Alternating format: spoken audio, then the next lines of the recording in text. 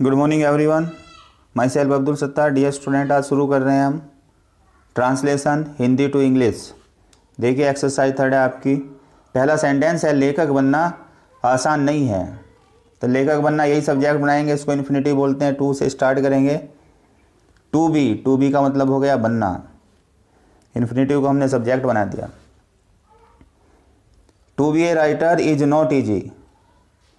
लेखक बनना आसान नहीं है। लेखक तो एक मुसाफिर होता है। Writer is a traveller. मुसाफिर को कहेंगे traveller. Traveller means Musafir. Writer is a traveller, लेखक एक मुसाफिर होता है। यह जरूरी नहीं कि लेखक के पास विश्वविद्यालय की सनद हो। यह जरूरी नहीं कि लेखक के पास विश्वविद्यालय की सनद को बोलते हैं यूनिवर्सिटी डिग्री। तो क्या हो जाएगा सेंटेंस बच्चों? It is not necessary for a writer to have a university degree. It is not necessary for a writer to have a university degree. वह प्रायः आत्मशिक्षित होता है। प्रायः को बोलते हैं ओफन। आत्मशिक्षित को कहते हैं self educated. He is often self educated. उसके मन में जानने समझने की जिज्ञासा होती है। जिज्ञासा को क्यूरोसिटी कहते हैं। क्यूरियोसिटी, जानना समझना। KNOW, नो मीन्स जानना, अंडरस्टैंड मीन्स समझना। He has curiosity. He has curiosity किस बात की? To know and to understand.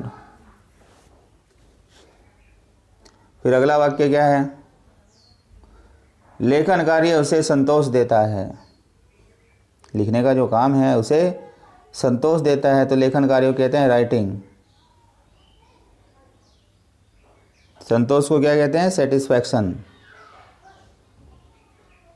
तो क्या हो जाएगा बच्चों? Writing gives him satisfaction. ये बात नहीं है कि लिखना कोई बच्चों का खेल है। It is not that writing is a child's play. बच्चों के खेल के लिए क्या इडियम यूज होता है? Child's play. It is not that writing is a child's play. उसे तरह तरह की जिंदगी बितानी पड़ती है। पड़ती है।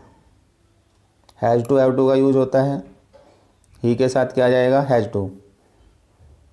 ही has to pass many types of life. He has to pass many types of life.